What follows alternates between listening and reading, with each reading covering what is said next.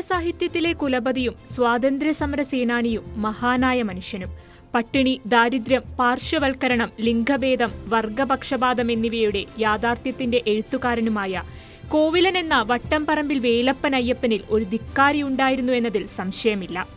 അരുകുവൽക്കരിക്കപ്പെട്ട മനുഷ്യരുടെ ജീവിതങ്ങളായിരുന്നു കോവിലന്റെ കഥകളിൽ എന്നും നിറഞ്ഞു നിന്നത്.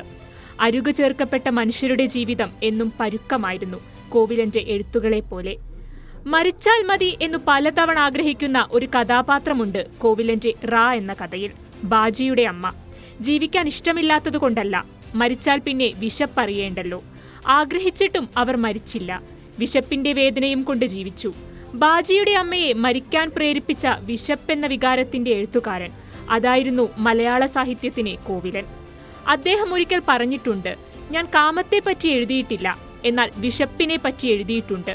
വിശപ്പ്, അതാണ് ഏറ്റവും വലിയ വികാരം. കോവിലന്റെ ഭാഷയും ഉപമയുമെല്ലാം പലപ്പോഴും ക്രൂരമാകുന്നില്ലേ എന്ന് വായനക്കാരന് തോന്നിയേക്കാം.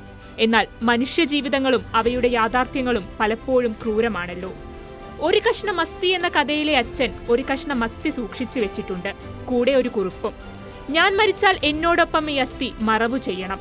അവൾ ചേർന്ന മണ്ണിലല്ലെങ്കിലും അവളുടെ ശരീരത്തോട് ചേർന്ന് മണ്ണാകാൻ ഇടവന്നല്ലോ. മനുഷ്യ മനസ്സിന്റെ സങ്കീർണതകളെ എത്ര ആഴത്തിലാണ് കോവിലൻ വരച്ചിടുന്നത്. ദീർഘകാലം സൈനികനായി ജോലി ചെയ്ത കോവിലൻ വിരമിക്കലിനു ശേഷം തൃശൂരിൽ ഗുരുവായൂരിനടുത്തുള്ള തന്റെ നാടായ കണ്ടാണശ്ശേരിയിലെത്തി. പിന്നീടങ്ങോട്ട് എഴുത്തിൽ മാത്രമായി ജീവിച്ചു. ഹിമാലയത്തിലെ തണുത്തുറഞ്ഞു പോകുന്ന പ്രഭാതങ്ങളിൽ അക്ഷരങ്ങളിലൂടെ അദ്ദേഹം തൃശൂരിലെ നാട്ടിലേക്കും തിരിച്ച് ഹിമാലയത്തിലേക്കും ഓരോ വായനക്കാരനെയും വഴി നടത്തിച്ചു.